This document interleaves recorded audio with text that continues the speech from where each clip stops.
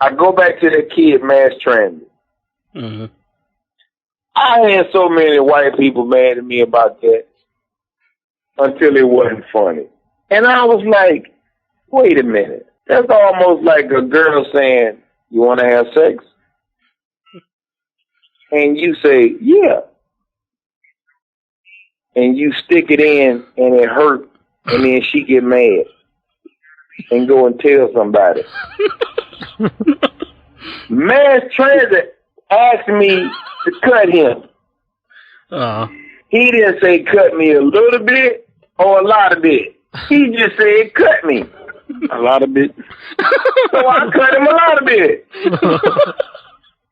A lot of bit. And then 9 months later, they concocted some story that, you know, all of a sudden I heard this music coming and these two black guys came to the ring and I thought it was supposed to be two midgets and there was these two big black guys and they beat on me and all this bullshit and I was found not guilty. Mm-hmm. But I'm like, I didn't just cut it. He asked me to cut it. He didn't, I mean, and if you look at it, I ain't gonna lie, I did poke him about 6 times, and I was poking him, and I was trying to get him, but I mean, he was so fat, and his head was so fucking fat. I mean, all I was doing was poking him, and you could just see little blood things just coming out, and it wouldn't come out. So then I just sliced the shit out of him. And the last thing he said was, when he was going out the locker room, he said, Jack, do you think I got a job? I said, if you don't bleed to death before you get to the hospital, maybe you might have one. You know what I mean? And then 9 months later, I'm on trial and then I get off for 5 years to serve in prison for cutting somebody that told me to cut him. You know what I mean? And I still had to figure it out.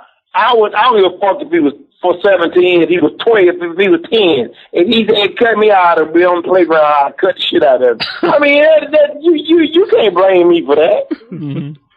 You know, now that boy I stabbed in Florida, I ain't gonna say his name because I'm putting him over. But the one I stabbed in Florida, the reason I stabbed him was because he punched me in my face twice. Mm-hmm. And I've been snorting cocaine and drinking. So I stabbed the shit out of him. Pushing the moves. You know what I mean? Now, maybe I ain't have to do that, but I did. You know, I don't snort coke no more, but back then, bro, we tried to put Columbia out of business. I was trying to snort that motherfucker dry. So I was just like, you know what I mean? I was just like, shit, well, we was having fun.